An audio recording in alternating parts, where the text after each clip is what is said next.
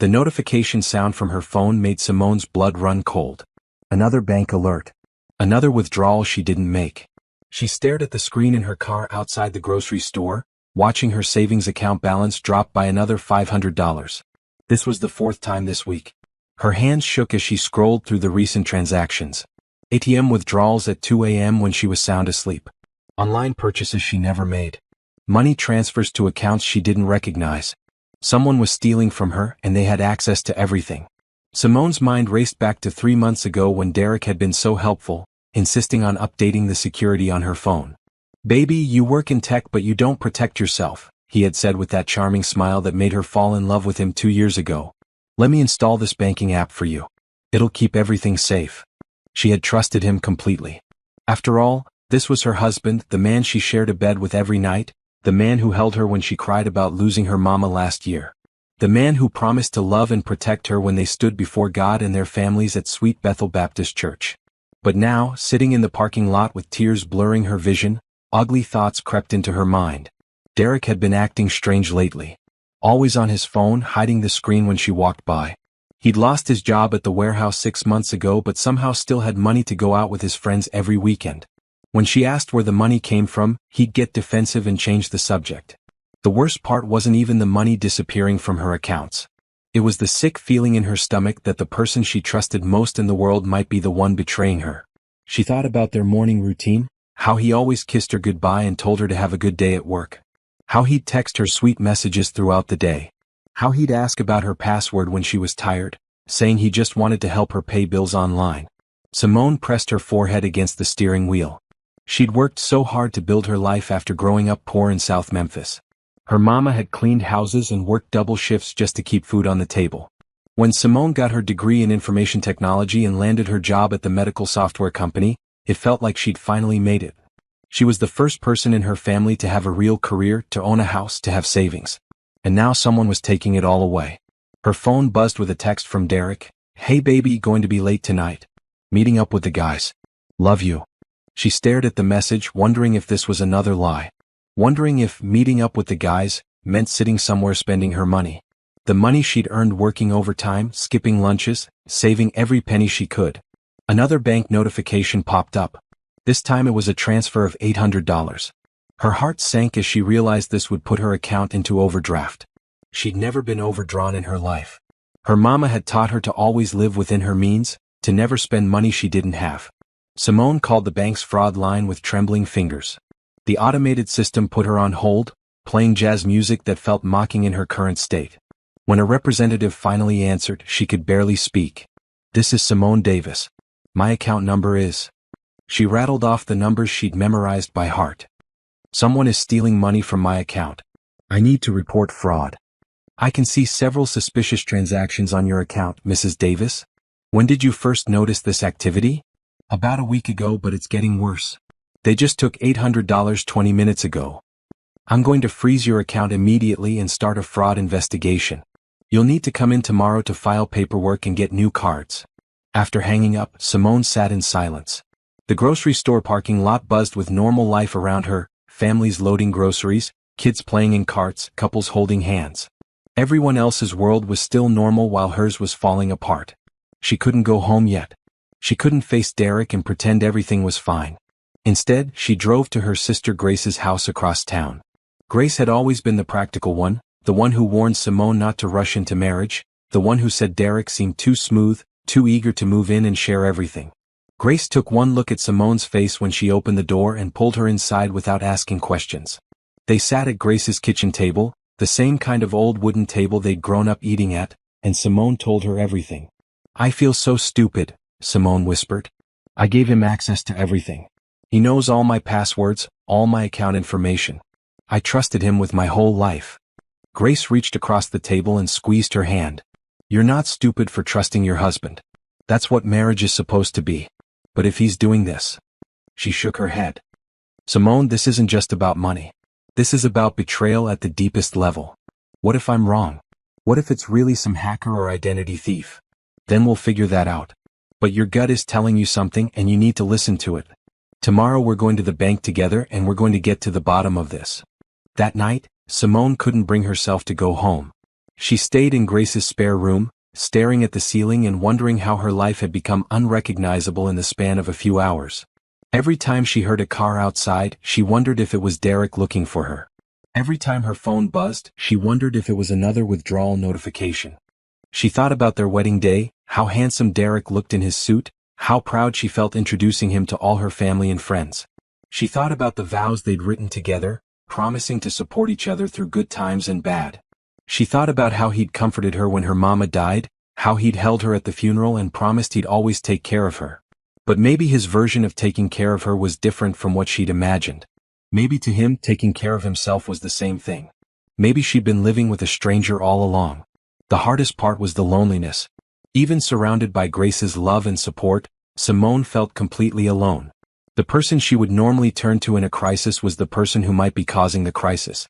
The person whose arms she found comfort in might be the person she needed protection from. As dawn broke through Grace's bedroom window, Simone made a decision. She wasn't going to confront Derek until she knew for sure what was happening. She was going to investigate, gather evidence, and protect herself. If her husband was stealing from her, she needed to know the full extent of it before she said a word. But first, she had to figure out how to look at him without falling apart. How to kiss him good morning when she wasn't sure who he really was. How to say, "I love you," when love might not be enough to save them from what he'd done. Simone barely slept, and when morning came, she had to force herself to act normal. She drove home early before Derek usually woke up, and slipped back into their bed like nothing had happened. When his alarm went off at 8, she pretended to be asleep. "Morning, beautiful," Derek whispered, kissing her forehead like he had every morning for 2 years. The kiss that used to make her smile now made her stomach turn. She mumbled good morning back and got up to make coffee, her hands shaking as she measured the grounds. Derek came up behind her and wrapped his arms around her waist. "You okay, baby? You seem tense." "Just tired. Didn't sleep well." It wasn't a lie. "Maybe you should take a sick day. Stay home and rest." Simone almost laughed bitterly. Of course he wanted her to stay home. Probably so he could figure out why her cards weren't working anymore. "No, I've got too much to do at work." At the bank, Grace waited for her in the parking lot. They walked in together, and Simone felt like everyone could see her shame. Here she was, a grown woman who'd been fooled by her own husband. The fraud specialist, Mr. Patterson, was kind but thorough. He walked them through every suspicious transaction from the past month. The pattern was clear, small amounts at first, then larger ones as Derek got bolder. Always when Simone was at work or asleep. "The transactions are coming from the mobile app on a device we don't recognize," Mr. Patterson explained. "Someone installed the banking app on their phone using your credentials." "Can you tell me what kind of phone it is?" Simone asked. He clicked through some screens. "Android device. The same kind your husband has registered on your family plan." There it was. The confirmation she'd been dreading. Grace reached over and squeezed her hand. "What do I need to do?" Simone asked. "We've frozen the accounts and started the investigation. You'll get new cards and account numbers. But Mrs. Davis, you should know, since this person had authorized access to your accounts, it might be difficult to recover all the funds. The law gets complicated when it involves family members." After the bank, Grace insisted they go to her friend Naomi's house. Naomi worked in cybersecurity and might be able to help. Naomi lived in a small apartment downtown, every surface covered with computer equipment and empty coffee cups. "Girl, I haven't seen you since Grace's birthday party," Naomi said, hugging Simone. But her expression got serious when Grace explained why they were there. "Let me see your phone," Naomi said. Simone handed it over, watching Naomi's fingers fly over the screen. After a few minutes, Naomi's face darkened. "Okay, this is worse than I thought. He didn't just install a banking app. He put spyware on your phone. He can see everything, your texts, your emails, your location, your calls. Everything." Simone felt sick. For how long? Based on the installation date, about 4 months. 4 months. Derek had been watching her every move, reading her every message, tracking her location for 4 months. She thought about all the private conversations she'd had with Grace and her friends. The texts to her coworkers. The emails to her doctor. Nothing had been private. "Can you remove it?" Grace asked. "I can, but he'll know it's gone. Right now you have an advantage because he doesn't know you know. Once I clean your phone, he'll realize you're onto him." Simone's mind was racing. If Derek could see everything on her phone, he probably already knew she'd been to the bank. He might know she was here right now. "What should I do?" "Document everything first," Naomi said. Take pictures of your phone showing the spyware. Print out your bank statements. Gather evidence before you confront him. Or before you leave him, Grace added quietly. The word leave hit Simone like a punch. She wasn't ready to think about that yet. This was her husband, the man she'd planned to grow old with. Maybe there was an explanation. Maybe they could work through this. But even as she thought it, she knew she was fooling herself. You don't spy on someone you love. You don't steal from someone you're supposed to protect. That afternoon, Simone went back to work and tried to focus on her computer programming tasks. But every few minutes, she'd remember that Derek could see everything on her phone. She started typing her emails on her work computer instead, keeping her personal phone locked in her desk drawer. Her coworker Jennifer noticed her strange mood. You okay, Simone? You seem distracted. Just some personal stuff going on. Jennifer lowered her voice. Man troubles? Simone almost cried right there in the office. Jennifer was divorced and always said men weren't worth the heartache they caused. Simone had always defended Derek, always talked about how happy they were together. Now she wondered if Jennifer could see something she'd missed. Something like that. You know I'm here if you need to talk. That evening, Simone came home to find Derek cooking dinner. He'd made her favorite fried chicken and mac and cheese, the way his grandmother taught him. The smell that usually made her mouth water now made her nauseous. Surprise, baby. I know you've been stressed lately, so I thought I'd make you a nice dinner. He was being extra sweet, extra attentive. Was this guilt, or was he trying to distract her from noticing the missing money? That's nice of you, she managed. During dinner, Derek kept glancing at her phone sitting on the counter. Your phone's been quiet today. Usually you're always getting messages. Her heart pounded. He was fishing, trying to figure out why she wasn't using her phone normally. Just a quiet day, I guess. You didn't answer my text this afternoon. She'd seen the text on her locked screen but hadn't opened it, knowing he could see if she'd read it. Oh, sorry. I was busy at work. Derek reached across the table and took her hand. Simone, is everything okay between us? You seem distant lately. The concern in his voice sounded so genuine.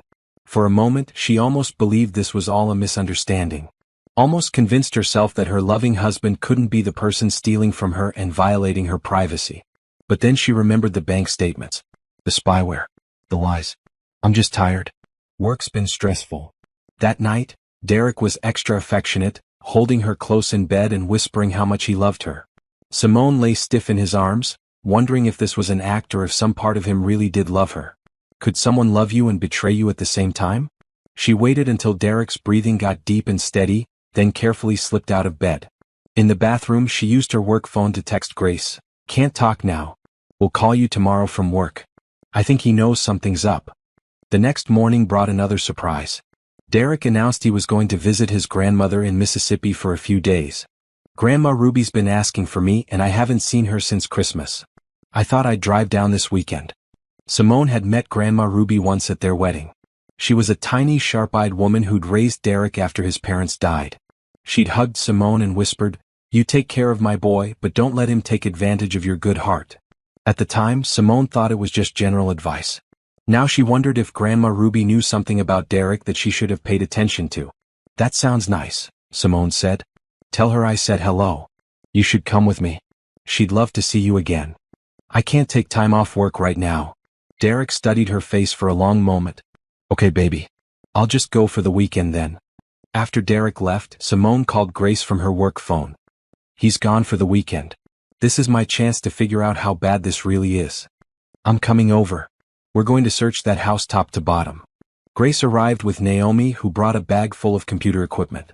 If he's been this careless with your phone, he might have left other evidence lying around. They started with Derek's computer. Naomi bypassed his password in minutes and started digging through his files and browser history. What they found made Simone's legs weak. Derek had been researching divorce laws. How to hide assets. How to protect yourself financially in a marriage. He'd been on dating websites, chatting with other women. He'd been planning this betrayal for months. But the worst discovery was a folder labeled Simone's Info that contained screenshots of all her accounts, copies of her passwords, and detailed records of her spending habits. He'd been studying her financial life like she was a target instead of his wife. There's more, Naomi said quietly. He's been selling some of your personal information online. Your social security number, your mother's maiden name, your employment information. He's made about $3,000 just from selling your identity. Simone sank onto the couch. This wasn't just theft anymore. Derek had turned her entire life into a commodity. The weekend Derek spent at his grandmother's house gave Simone time to think, but it also made everything worse. Every hour that passed, she discovered something new that shattered her heart a little more. Grace had insisted on staying the weekend, sleeping in the guest room. "You're not dealing with this alone," she'd said, and Simone was grateful. She didn't think she could handle the silence of the empty house while processing everything she'd learned. Saturday morning, they sat at the kitchen table surrounded by printed bank statements, screenshots from Derek's computer, and legal documents Grace had printed from the internet. The evidence painted a picture of calculated betrayal that went far beyond stealing money. "Look at this timeline," Grace said, pointing to the papers spread in front of them.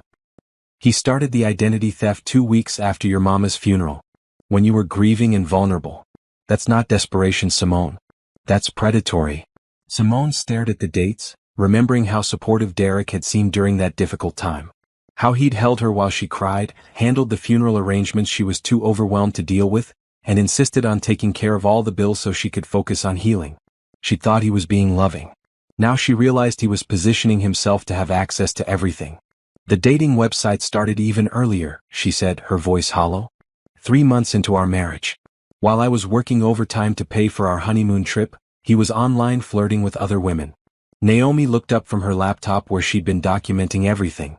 "I hate to pile on, but there's something else. The spyware on your phone? It's the premium version. The kind that costs money. He paid to spy on you, Simone." That detail hit harder than all the rest. Derek had been unemployed for months, claiming they couldn't afford date nights or new clothes, but he'd spent money to invade her privacy. Every time she'd suggested they go out to dinner and he'd said they needed to save money, he'd been lying. Every time he'd made her feel guilty for small purchases, he'd been spending her money behind her back. Sunday afternoon, Derek texted that he'd be home that evening. Simone stared at the message, her stomach churning with anxiety and anger. Part of her wanted to pack a bag and leave before he returned. Part of her wanted to confront him immediately. But the strongest part wanted answers. "I need to know why," she told Grace. "I need to hear him explain how he could do this to someone he claimed to love." "Are you sure you want to do this? We have enough evidence to go to the police to file for divorce to protect yourself. You don't owe him a confrontation. I owe myself one. I need to look him in the eye and ask him why." They agreed that Grace would stay until after the confrontation. She'd wait in the guest room while Simone talked to Derek, close enough to help if needed but far enough to give them privacy. When Derek's car pulled into the driveway at 7 p.m., Simone's heart started racing. She heard his key in the lock, his familiar footsteps in the hallway, his voice calling out, "Honey, I'm home," like he was returning from any normal trip. "Hey baby," he said, dropping his overnight bag and coming to kiss her. "I missed you." The kiss felt like a lie against her lips. Everything about him felt like a lie now. "How was your grandmother?" Good. She asked about you. Said we need to come visit more often." Derek looked around the living room. "You cleaned while I was gone. Looks nice." Simone had indeed cleaned, but not the way he thought. She and Grace had put everything back exactly where they'd found it after searching the house. "I had some free time." Derek settled onto the couch and patted the cushion next to him. "Come here. Tell me what you did this weekend." She sat down but kept distance between them. "Derek, we need to talk." Something in her tone made him sit up straighter. "Okay. What's wrong?" "My bank account was hacked. Someone's been stealing money from me for weeks." Derek's face immediately shifted to concern, but Simone was watching carefully now and she could see something calculated in his expression. "Oh no, baby. That's terrible. How much did they take?" "About $8,000 so far." $8,000. Derek's shock seemed genuine, but maybe that was because he hadn't realized he'd stolen so much. "Did you call the bank?" "I did. They're investigating." Simone paused, studying his face. "They said the thief used the mobile app on an Android phone. Someone who had all my account information and passwords." Derek was quiet for a long moment. Simone could almost see him thinking, calculating his next move. "That's scary. Good thing you caught it when you did. These hackers are getting so sophisticated." "Derek." Her voice was steady now, strengthened by certainty. "I know it was you." The mask slipped. For just a second, she saw something cold and calculating in his eyes before he rearranged his features back into confusion and hurt. "What? Simone, how could you even think that?" "The spyware on my phone. The banking app you insisted on installing. The Android device registered to our family plan." Derek stood up abruptly, pacing to the window. When he turned back, his whole demeanor had changed. The loving husband act was gone. You went through my stuff. You went through my entire life. You've been watching every text I send, every call I make, every place I go for months. I was protecting you. From what? From privacy? From having my own money? Derek's face flushed with anger. From making stupid decisions. Do you know how careless you are with money? How naive you are about people. I was looking out for us. By stealing from me? By chatting with other women online? By selling my personal information to strangers? Derek went very still. You really went through everything. Just like you went through my entire life. The difference is, I'm your wife discovering you're a criminal. You're a criminal violating your wife. It's not that simple, Simone. You don't understand the pressure I'm under. The expectations. Your family never thought I was good enough for you. Your sister's been waiting for me to fail. So you decided to prove her right? Derek slammed his hand against the wall, making Simone jump. I never meant for it to go this far. It started small. Just borrowing a little when I was between jobs. I was going to pay it back. Borrowing? You can't borrow from someone without asking. That's called stealing. Everything you have, I helped you get. I supported you, I took care of the house, I was there for you when your mother died. I earned some of that money. The mention of her mother made Simone's vision blur with rage. You started stealing from me while I was grieving my mama. While I was trusting you to help me through the hardest time of my life. I needed the money, Simone. Do you know what it's like being married to someone who makes twice what you make? Everyone looking at me like I'm some kind of gold digger? So instead of talking to me about it, you decided to actually become one? Derek's laugh was bitter. You would never understand. You've never had to depend on anyone. You've never had to smile and pretend to be grateful when someone else pays for everything. I never made you feel that way. You didn't have to. It was obvious every time we went out with your friends, every time your family asked what I did for work, every time you casually mentioned some expensive thing you wanted to buy. I felt like a charity case. Simone stared at her husband, finally seeing him clearly. This wasn't about money. This was about his pride, his resentment, his need to feel powerful. She'd been working to build their life together while he'd been tearing it down out of spite. If you felt that way, why didn't you talk to me? We're married, Derek. We're supposed to be partners. Partners? Derek's voice was getting louder.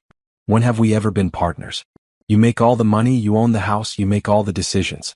I'm just the pretty accessory you bring to work parties. That's not true and you know it. Isn't it? Name one major decision we've made together as equals. Simone opened her mouth to argue but stopped. Looking back, she could see how Derek might have felt diminished in their relationship. But instead of communicating about it, he'd chosen to hurt her in the most personal way possible. Feeling insecure doesn't justify stealing from me, Derek. It doesn't justify lying to me for months. It doesn't justify violating my privacy and selling my personal information. Derek sat back down, suddenly looking exhausted. I know it was wrong. But I didn't know how to stop. Every time I tried to come clean, I thought about how disappointed you'd be. How you'd look at me like I was nothing. Instead, you made sure I'd look at you like you're a criminal. They sat in silence for several minutes. Simone could hear Grace moving around quietly in the guest room, probably listening in case she needed help. The house felt different now, contaminated by betrayal and broken trust. What happens now? Derek asked quietly. I don't know, Simone answered honestly. I don't know if I can forgive this. I don't know if I can trust you again. I don't even know who you really are. I'm still me, Simone. I'm still the man who loves you. No, she said firmly. The man who loved me wouldn't have done this. The man who loved me would have talked to me about his feelings instead of betraying me. You're someone else. Someone I don't know. The next few days passed in a strange limbo. Derek slept in the guest room while Grace stayed with a friend, giving Simone space to think. They were polite to each other, like strangers sharing a house, but the weight of everything unsaid made the air thick and uncomfortable. Derek had admitted to everything once confronted. The spyware, the stolen money, the identity theft, even the dating websites. He apologized repeatedly, promised to get counseling, swore he'd pay back every penny. But his explanations kept shifting. Sometimes he was a victim of circumstance, sometimes he was protecting their marriage, sometimes he was just weak and made bad choices. Simone couldn't tell which version was real, and she was starting to think maybe none of them were. Maybe Derek didn't even know who he really was underneath all the lies and justifications. On Wednesday, she called in sick to work and drove to Mississippi to see Derek's grandmother. She needed to talk to someone who'd known him longer than she had, someone who might help her understand how the man she'd married could have deceived her so completely. The drive to rural Mississippi took 3 hours, giving Simone plenty of time to think. She'd only met Grandma Ruby once at the wedding, but Derek talked about her often. She'd raised him after his parents died in a car accident when he was 12. From Derek's stories, she was a strong woman who'd worked multiple jobs to keep him fed and clothed, who'd made sure he graduated high school and stayed out of trouble. Grandma Ruby lived in a small white house with a wraparound porch and a garden full of vegetables and flowers. When Simone knocked, the elderly woman answered the door with a surprised but welcoming smile. "Simone, what a wonderful surprise. Come in, child, come in." The house was small but immaculate, filled with family photos and the smell of something delicious cooking. Grandma Ruby was even tinier than Simone remembered, barely 5 feet tall, but her presence filled the room. "I hope you don't mind me coming by without calling. I needed to talk to someone about Derek and I didn't know who else to turn to." Grandma Ruby's sharp eyes studied Simone's face. "Sit down, baby. Let me get you some sweet tea and you tell me what my grandson has done." Over the next hour, Simone told Derek's grandmother everything. The stolen money, the spyware, the lies, the betrayal. Grandma Ruby listened without interruption, her expression growing more troubled with each revelation. When Simone finished, Grandma Ruby was quiet for a long time. Finally, she sighed deeply and shook her head. "I was afraid of this," she said. "I prayed I was wrong, but I was afraid of this." "What do you mean?" "Derek's always been charming. Even as a little boy, he could talk his way out of trouble, convince adults to give him what he wanted.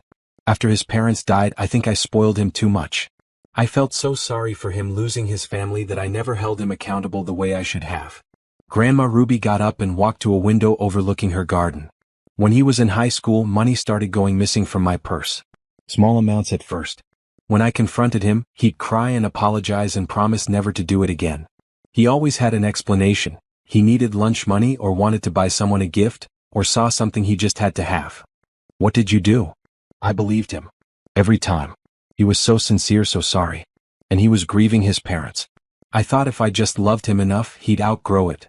She turned back to Simone. "But he never did. It just got more sophisticated." Simone felt a chill. "Were there other incidents?" "His first girlfriend, Sarah. Sweet girl from church. Derek convinced her to let him use her car, said his was in the shop. Then he wrecked it and told her it was stolen. The insurance paid out, but Sarah found out later that Derek had been driving. She broke up with him, of course." "He never told me about that. There's probably a lot he never told you. Derek's very good at reinventing himself for new people. He becomes whoever he thinks they want him to be." The words hit Simone like a physical blow.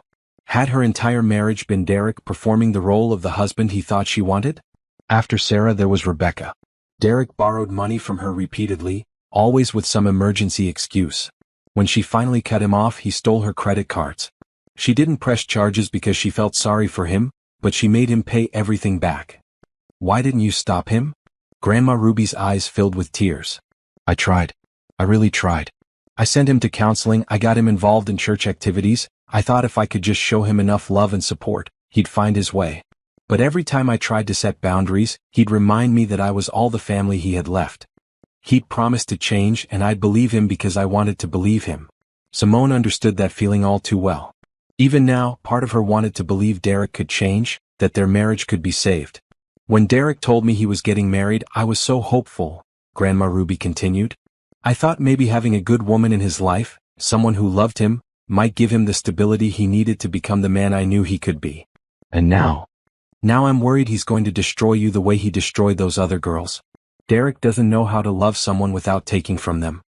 He sees love as a transaction. If you care about him, you owe him something." They talked for another hour. Grandma Ruby shared stories about Derek's childhood and teenage years, painting a picture of a boy who'd learned early that being charming and pitiful could get him what he wanted. She tried to teach him right from wrong, but he'd learned instead to hide his wrong choices better. "What should I do?" Simone asked as she prepared to leave. "That's not for me to say, baby. But I will tell you this, if you stay with him, don't expect him to change just because he got caught. This isn't the first time Derek's had to face consequences for his actions, and he's always found a way to slide out of them. Do you think he loves me?" Grandma Ruby considered the question carefully. "I think Derek loves the way you make him feel about himself. I think he loves having a beautiful, successful wife who makes him look good. But loving someone for what they give you isn't the same as loving them for who they are. The drive home gave Simone more time to process everything she'd learned. Derek's pattern of behavior went back years, decades even. This wasn't a momentary lapse in judgment or a reaction to unemployment stress. This was who he was. But if that was true, then who had she been married to for 2 years? Had any of it been real? That evening, she found Derek in the kitchen making dinner again. He'd been cooking elaborate meals every night since their confrontation, like he could feed his way back into her good graces. "How was work?" he asked without looking up from the stove. "I went to see your grandmother." Derek's hands stilled on the wooden spoon he was using to stir sauce. "You what?" "I drove to Mississippi to talk to Ruby. I needed to understand who I married." Derek turned around, his face pale. "What did she tell you?" "Everything. Sarah's car, Rebecca's credit cards, the money disappearing from her purse when you were in high school. She told me about the pattern, Derek. How this isn't new behavior for you." Derek leaned against the counter, suddenly looking much older than his 34 years. "She shouldn't have told you those things. That was a long time ago. I was different then." "Were you?" "Because from where I'm sitting, it looks like you just got better at hiding it. Those situations were completely different. I was young, I was grieving, I made mistakes. And what's your excuse now? You're 34 years old, Derek. You're not a grieving teenager anymore." Derek turned off the stove and faced her fully. "You want to know the truth? The real truth? I've been begging for the truth. The truth is that I never felt like I was enough for you. From the day we met, I knew you were out of my league. You had your degree, your career, your own house. You were this strong, independent woman who could do anything. And I was just some guy working at a warehouse. I never made you feel that way. You didn't have to. It was obvious every time we went out with your friends from work, every time your family asked about my career plans, every time you casually mentioned some expensive thing you wanted. I felt like I was always trying to keep up with your life instead of building our life together." Simone sat down at the kitchen table, exhausted by the circular nature of these conversations. "So you decided to take what you felt you deserved?" "I decided to level the playing field. You had all the power in our relationship because you had all the money. I thought if I had some financial independence, some resources of my own, maybe I could feel like an equal partner." "By stealing from me?" "By borrowing from the person who claimed to love me unconditionally." The word borrowing made Simone's blood boil. "Stop calling it borrowing. You can't borrow something without asking. You stole from me, Derek. You violated my privacy, you sold my personal information to strangers, you lied to my face every single day for months. That's not borrowing. That's betrayal." Derek was quiet for several minutes, staring at the floor. When he looked up, there were tears in his eyes. "I know I messed up, Simone. I know I hurt you in ways I can't take back. But I love you. Despite everything, I love you more than I've ever loved anyone." "How can you say that? How can you claim to love someone you've been systematically betraying?" "Because I never meant to hurt you. Everything I did because I was scared of losing you. I thought if you saw me as weak or unsuccessful, you'd leave me like everyone else has. So instead, you made sure I'd see you as a liar and a thief?" Derek wiped his eyes with the back of his hand. "I thought I could fix it. I thought I could pay everything back before you noticed, get a good job, and then tell you some story about a bonus or an inheritance. I thought I could solve the problem without you ever knowing there was one." "And the spyware? The invasion of my privacy? How does that fit into your plan to protect our marriage?" "I needed to know if you were getting suspicious. I needed to know if you were talking to your sister about our relationship, if you were having doubts about me. Knowledge was power, and I felt powerless in every other area of our marriage." Simone stared at her husband, seeing him clearly for perhaps the first time. This wasn't about money or unemployment or feeling insecure. This was about control. Derek couldn't control her feelings for him, couldn't control her success or her family's opinions, so he tried to control her information and her resources instead. "Derek, do you hear yourself? Do you understand what you're describing? You're describing the behavior of someone who doesn't know how to be in a healthy relationship." "I can learn. We can go to counseling together. I can get help." There is no we in this anymore, Derek. You destroyed we when you decided to spy on me and steal from me instead of talking to me. Don't say that. Please don't say that. I went to see Ruby because I needed to understand if this was a mistake or if this was who you are. And now I know. This is who you are. This is what you do when you're in relationships with people. Derek moved toward her, and Simone instinctively stepped back. The motion wasn't lost on either of them. "You're afraid of me, he said quietly. "I'm afraid of what you're capable of. I'm afraid of what else you might have done that I don't know about yet. I'm afraid that the person I've been sleeping next to for 2 years is someone I never really knew at all. I'm still me, Simone. I'm still the person who held you when your mother died, who supported you through your promotion stress, who celebrates your successes. No, you're not. That person wouldn't have been reading my private messages while he comforted me. That person wouldn't have been stealing my money while he celebrated my promotion. You've been performing the role of a loving husband while actively betraying me." Derek sank into a chair across from her. "What do you want me to do? How do I fix this?" "I don't think you can. I don't think this is something that gets fixed. So you're just going to throw away 2 years of marriage? Everything we built together? You threw it away, Derek. The moment you put that spyware on my phone, you threw it away. The moment you took money from my account without asking, you threw it away. I'm just finally seeing what you did." That night, Simone called Grace and asked her to come over.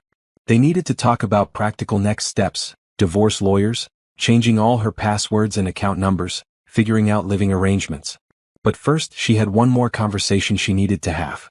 The next morning, Simone sat in Pastor Franklin's office at Sweet Bethel Baptist Church, the same church where she and Derek had been married 2 years ago. Pastor Franklin had officiated their wedding, had counseled them before they got married, had been someone she trusted for spiritual guidance since she was a teenager. "I'm sorry you're going through this, sister," Pastor Franklin said after Simone explained the situation. "Betrayal in marriage is one of the deepest wounds a person can experience. I keep wondering if I'm giving up too easily. In our vows, we promised, for better or worse, in sickness and in health. Is financial betrayal something that falls under worse, that I'm supposed to work through?" Pastor Franklin leaned back in his chair, his kind eyes thoughtful. "Tell me, Simone, do you feel safe in your marriage?" The question surprised her. "Physically safe?" "Yes, Derek's never hit me or threatened me.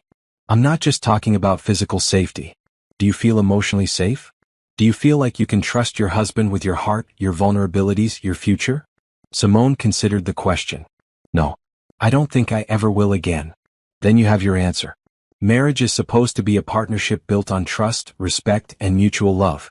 When those foundations are destroyed, the marriage becomes something else entirely. But people make mistakes. People can change. They can. But change requires acknowledgement of wrongdoing, genuine remorse, and consistent action over time to rebuild trust. From what you've told me, Derek's response has been to minimize his actions, blame external circumstances, and expect you to forgive him because he says he's sorry." Simone nodded. That was exactly what Derek had been doing. "Let me ask you something else," Pastor Franklin continued. "If Derek had come to you 6 months ago and said, 'Simone, I'm struggling with feeling inadequate in our marriage and I'm having thoughts about taking money from our accounts,' what would you have done?" "I would have talked to him. I would have tried to understand his feelings and worked together to address them. I would have suggested counseling, maybe adjusted how we handle finances, made sure he felt more included in decisions. And if he had come to you and said, 'I'm tempted to spy on your phone because I'm insecure about your feelings for me,' what would you have done?" "The same thing. We would have talked about it, maybe gone to counseling together, worked on building his confidence in our relationship. But he didn't come to you with those feelings, did he? Instead, he chose to act on them in secret, to violate your trust and privacy while pretending everything was fine. He says he was scared I'd leave him if I knew how he really felt. And now," Simone almost laughed, but there was no humor in it, "now I'm leaving him because of what he did instead of how he felt." Pastor Franklin nodded. Derek created the very outcome he was afraid of by trying to prevent it through deception instead of communication. That tells us something important about his character and his capacity for the kind of vulnerability that real intimacy requires. They talked for another hour about forgiveness, about the difference between forgiving someone and staying in relationship with them, about the biblical principles of marriage and the practical realities of rebuilding trust after betrayal. "Whatever you decide," Pastor Franklin said as their session ended, "know that your church family supports you. You are loved and valued here, regardless of what happens with your marriage." That afternoon, Simone met with a divorce attorney Grace had recommended. The lawyer, Ms. Rodriguez, was straightforward about the legal realities. "Given that you have documentation of the identity theft and fraud, and given that Derek has admitted to these actions, you should be able to recover most of the stolen funds through the criminal restitution process. However, that assumes you're willing to press charges." "What does that mean exactly?" "It means Derek would be arrested and charged with identity theft, credit card fraud, and potentially other financial crimes. He'd likely face jail time, depending on the total amount stolen and whether this is his first offense. Simone thought about Grandma Ruby's stories of Derek's past behavior. This might not be his first offense legally, but she suspected it wasn't his first offense morally. What if I don't press charges? Then recovery of the funds becomes much more difficult.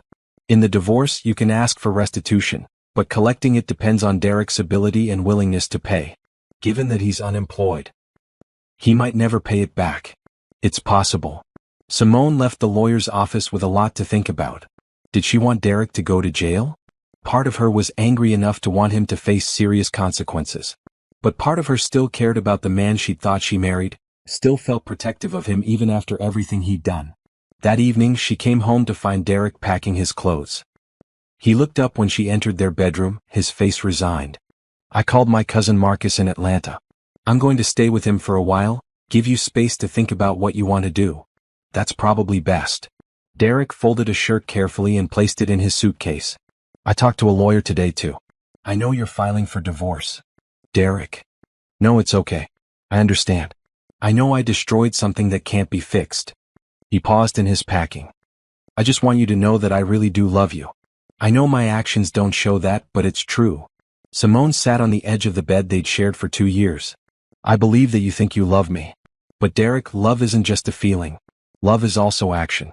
And your actions showed me something different. I know. I know that now. Do you? Do you really understand what you did wrong, or do you just understand that you got caught? Derek was quiet for a long moment. Both, I think. I understand that I hurt you in ways I can't undo. I understand that I violated your trust and your privacy. I understand that I stole from you and lied to you. He looked up at her. But I also understand that part of me felt justified in doing those things, and that scares me about myself. It was the most honest thing he'd said since she'd confronted him. What are you going to do now? She asked. Get help, I hope. Real help. I'm going to find a therapist, try to understand why I keep sabotaging good things in my life. Maybe if I can figure that out, I can be better for the next person. What about your grandmother? Have you talked to her? Derek's face crumpled. She's so disappointed in me. She said she loves me but she's not surprised, and that's almost worse than if she was angry. Simone felt a pang of sympathy for Grandma Ruby, who'd spent decades hoping Derek would change only to watch him repeat the same patterns with someone else. You should go see her before you head to Atlanta. She deserves an apology, and you deserve to hear what she has to say. Will you? Derek started, then stopped himself. Never mind. What? I was going to ask if you'd consider couples counseling, but I know that's not fair. You didn't break our marriage. I did. After Derek left, the house felt different. Not better exactly, but cleaner somehow. Like a weight had been lifted that she hadn't even realized she was carrying. Grace came over that evening with Chinese takeout and wine. How are you holding up? Grace asked as they sat on the couch with containers of lo mein and sweet and sour chicken. Better than I expected. Sad but not devastated. Angry but not bitter. Does that make sense? Perfect sense. You're grieving the marriage you thought you had, but you're also relieved to be free from the marriage you actually had. Over the next few weeks, Simone worked with her lawyer to file divorce papers and with the police to decide about pressing charges. In the end, she chose to file a police report but asked for restitution rather than jail time, on the condition that Derek enter counseling and have no contact with her during the divorce proceedings. Derek agreed to all her terms and signed the divorce papers without contest. Through their lawyers, he sent a letter apologizing again and promising to pay back every penny he'd stolen, though they both knew that might take years given his employment situation. 3 months after that terrible night when she discovered the missing money, Simone sat in her living room with a cup of coffee and the final divorce decree. She was officially single again, officially free from Derek's lies and manipulation. She thought she'd feel more emotional about it, but mostly she felt peaceful. For the first time in months, she wasn't looking over her shoulder or wondering what else she might discover. Her phone was clean, her accounts were secure, and her future was her own again. The doorbell rang, interrupting her thoughts. When she opened it, she found a delivery man holding a beautiful bouquet of sunflowers. Simone Davis? That's me. The card read, "Congratulations on your new beginning. You deserve all the happiness in the world. Pastor Franklin and your church family." She smiled, genuinely smiled for the first time in months. She had a family that loved her, a career she enjoyed, and hard-won wisdom about trusting her instincts. Most importantly, she had herself back. Her phone buzzed with a text from Grace. Dinner tonight? I want to hear all about your first day as a free woman. Simone typed back, absolutely. And Grace? Thank you for not saying, I told you so. I would never. But I might say, I'm proud of you for trusting yourself. That evening, as Simone got ready for dinner with her sister, she looked at herself in the bathroom mirror. The woman looking back at her was different from the one who discovered those bank alerts in her car months ago. She looked stronger, more certain, more at peace with herself. She'd learned that love without trust wasn't really love at all. She'd learned that her instincts were worth listening to, even when they told her things she didn't want to hear. Most importantly, she'd learned that she could survive having her heart broken and come out stronger on the other side. Derek had tried to steal her money, her privacy, and her peace of mind. But he hadn't been able to steal her strength, her dignity, or her capacity to build a better life for herself. As she drove to meet Grace, Simone rolled down the windows and turned up the radio. The evening air was warm, full of the promise of summer and new beginnings. For the first time in months, the future looked bright. She thought about Grandma Ruby's words about Derek not knowing how to love someone without taking from them. Well, Simone was ready to learn how to love herself without giving pieces of herself away to people who didn't deserve them. It was a beautiful evening for a new beginning. 6 months later, Simone received an envelope in the mail with no return address. Inside was a money order for $500 and a short note. First payment. I'm getting help and working on being the person you thought you married. I hope you're happy. Derek. She deposited the money and threw away the note. She was indeed happy, and that happiness had nothing to do with Derek and everything to do with the life she was building for herself. Some endings were really beginnings in disguise. And sometimes the best thing someone could do for you was reveal their true character so you could make an informed choice about your future. Simone chose freedom, truth, and the kind of love that didn't require her to sacrifice her safety or sanity. It was the best choice she'd ever made.